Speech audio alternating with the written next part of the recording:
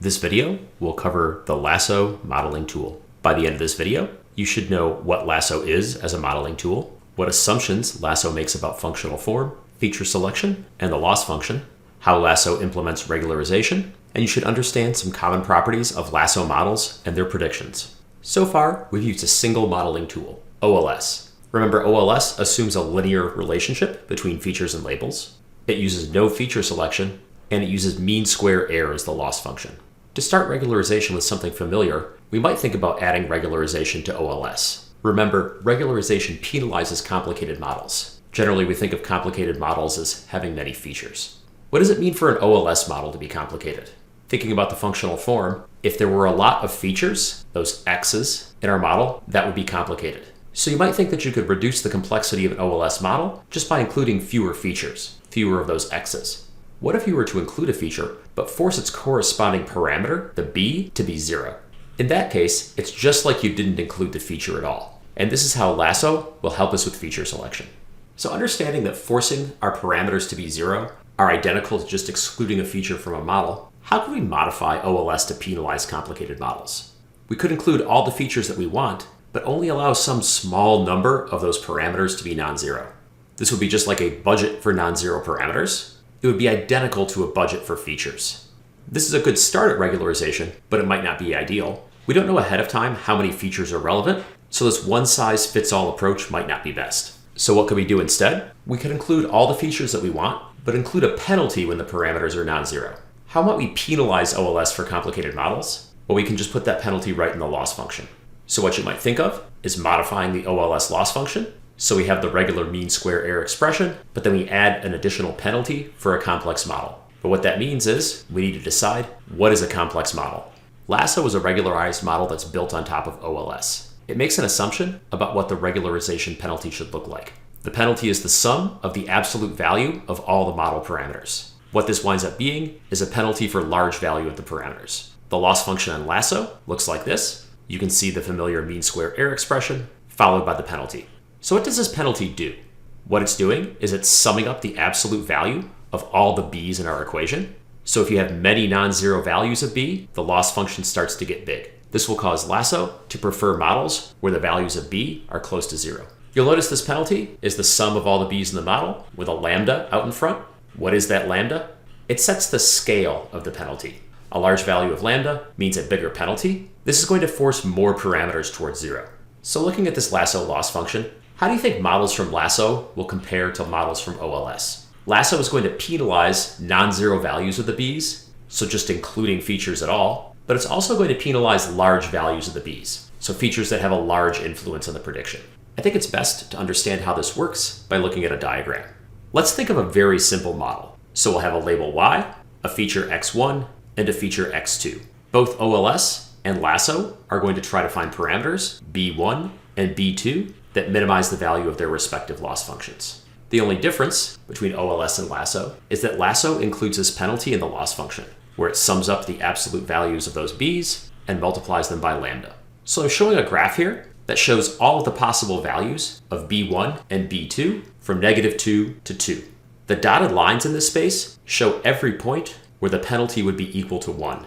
So if you took the absolute value of b1 plus b2, it would be equal to 1 at all of the points along this dotted line. Now let's suppose if we looked at the MSE of a model, the mean square error would be minimized at the point where b1 and b2 are represented by that blue dot. This would be the solution to the OLS model, the values of b1 and b2 that minimize mean square error. So remember, the dotted lines are the points where the absolute value of b1 plus the absolute value of b2 are equal to 1. This means the penalty component of the Lasso loss function would be equal to 1 along these dotted lines. Inside of the box, the penalty is less than 1. It gets smaller as you get closer to the origin. Outside of the box, the penalty is greater than 1, and it will get larger the farther away you move from that box. Also, it's important to notice that this box has corners exactly where b1 or b2 are equal to 0. So remember, the blue dot is where OLS minimizes the mean square error. But if we're thinking about Lasso, there's an additional penalty for the values of b being away from 0. This means if we move that blue dot a little bit towards those dotted lines, we might reduce the value of that lasso penalty just a little bit. That comes at a cost though. We'll reduce the penalty, but we'll move away from the point where the mean square error was the lowest, and so the mean square error component of the loss function will increase. Now there's not just one way you can move that blue dot to get closer to the dotted line. There are several different directions it could go that would move it closer to that dotted line.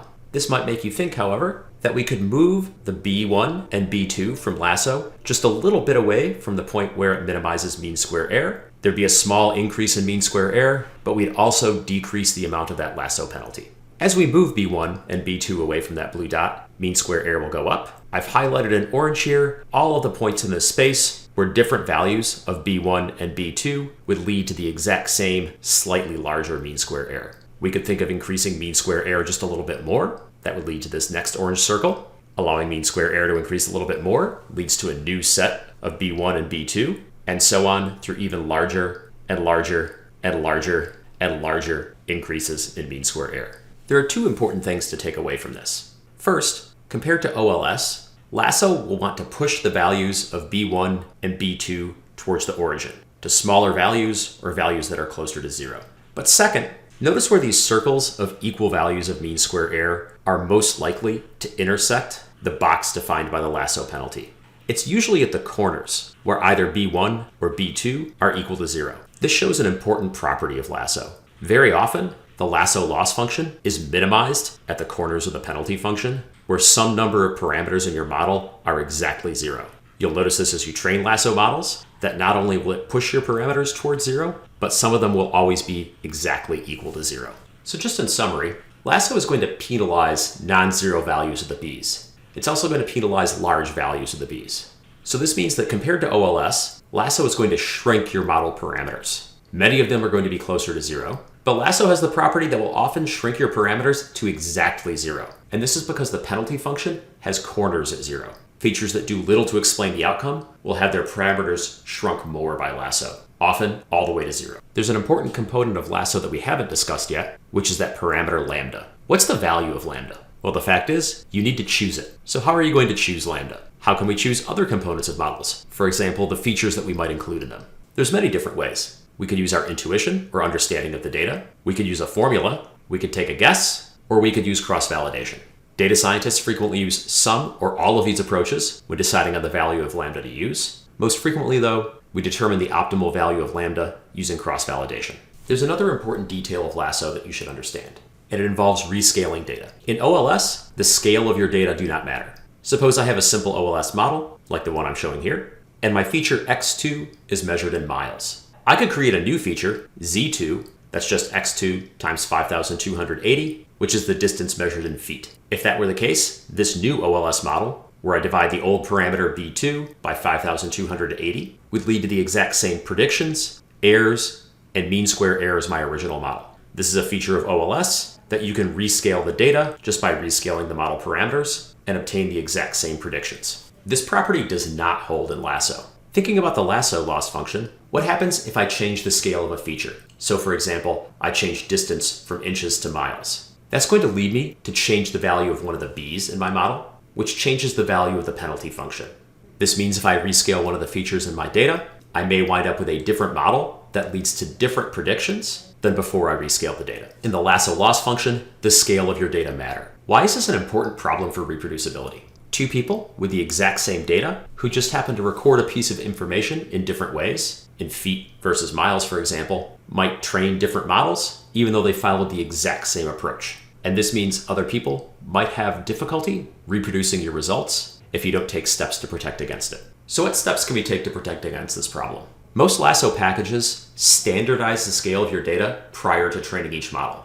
The general consensus is that each feature will be standardized so it has mean 0 and variance 1. All of this stuff happens behind the scenes. It doesn't actually change your data. It just changes the features and labels that feed into your data for calculating the loss function. I want to emphasize that this is not the only way to standardize the scale of your data. Different methods of standardization are going to lead to models that make different predictions. In the end, most computerized Lasso packages use the same standardization, and they'll give the same forecasts for the same value of lambda. But the forecast does depend on how the computer rescales the data. So what this means is, unlike OLS, which always gives a unique best fit line that everyone would agree on, there is no definitive Lasso model for a given set of features and labels.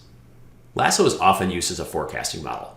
If you remember, OLS is the best linear unbiased estimator. This means as a forecast model, it has the lowest variance and unbiased predictions that you can possibly obtain from a linear model. Lasso is also linear. So what's the difference? In Lasso, forecasts are biased. On average, they're not correct. They're going to slightly miss the target. But in exchange, Lasso forecasts generally have lower variance. They're more precise than OLS forecasts, so they're going to be more tightly clustered. In practice, you might be willing to tolerate a little bit of bias, missing the target by just a little bit, in exchange for having more tightly clustered forecasts. If this is the case, Lasso might be preferable to OLS for you. What does this look like in practice? In the graph on the right here, I have a series of dots that are actual values. I then trained an OLS model, generated forecasts from it. Those are shown in red. And I trained a similar Lasso model, generated forecasts from that, and present them in blue.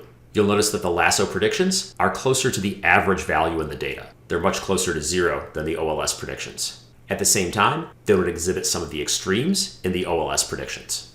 Comparing predictions against actual values, here again, OLS predictions are shown in red from the model. Lasso predictions are shown in blue. The predicted value is on the x-axis, and the actual value is on the y-axis. Again, Lasso values are much more clustered around 0. You'll see that the average prediction from Lasso tends to be closer to the center than the average prediction from OLS, but at the same time, extreme errors are less common, highlighting that Lasso may be slightly biased, but also has lower variance in predictions.